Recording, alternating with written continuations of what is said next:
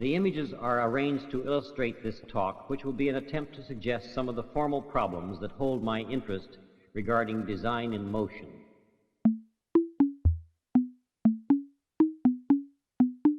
Numerical values can be chosen and given to any of the parameters of the program. One soon learns how to control the graphic possibilities of this new medium and realizes that it is a very powerful and versatile figure generator. Control of the computer program is by punched cards, not the light pen. This is one kind of action that I have been exploring. Asymmetrical, not center-oriented, a fluid kind of motion that is not stuck in one place. This motion is multiplex, no static elements except when it comes to rest. It has a path in space which is approximately a trajectory. I call it a linear figure. The essential problem with this kind of motion must resemble the creative problem of melody writing.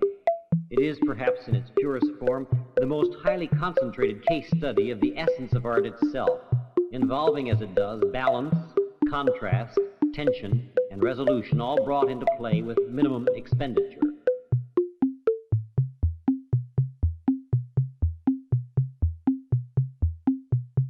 Perhaps if these actions were structured with still greater contrasts of motion and scale, and some as yet unknown qualities, they might be developed through variations that we could recognize and respond to directly and emotionally.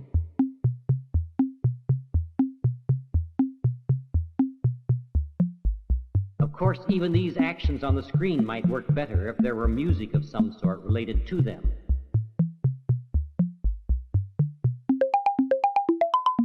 I think of sound as a partner to this kind of visual experience, but I do not want the graphics to play a role of the lesser, subservient partner.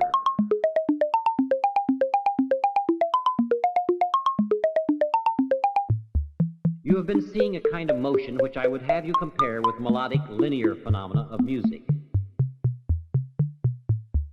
The op art directions have indicated what values can be found in the effects of color as an experience for its own sake.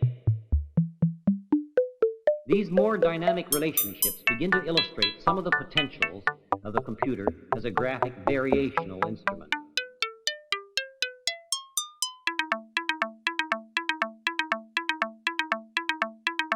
Yet the obstinate part about these actions we are seeing is their subtlety, their ambiguity. They remind me of certain optical puzzles. You actually have to be sharp-eyed and have your wits about you to see these relationships I am describing. Music, of course, has its impact directly, and emotions are involved in composing music. To get emotionally involved creatively at the computer is not easy. There is so much misunderstanding about the so-called electronic brain, which is supposed to do the work of 100 or 1,000 scientists. You can already expect to hear talk of the computer doing the work of many artists. At least I have been able to put the pieces of this system together in different ways to achieve different effects, as with a language. This kind of computer art study looks like a lot of fun, which it is. Let me add, there is some agony in it too. Computers are getting smaller, faster, and cheaper year by year. My threefold agony is that computers are not small, fast, or cheap enough. Computers are not cheap. Fewer people have an opportunity to use them as I do. Computers are too big to take home over the weekend to finish work when it gets behind schedule. I expect to see one day an art of graphics as a regular daily part of television programming.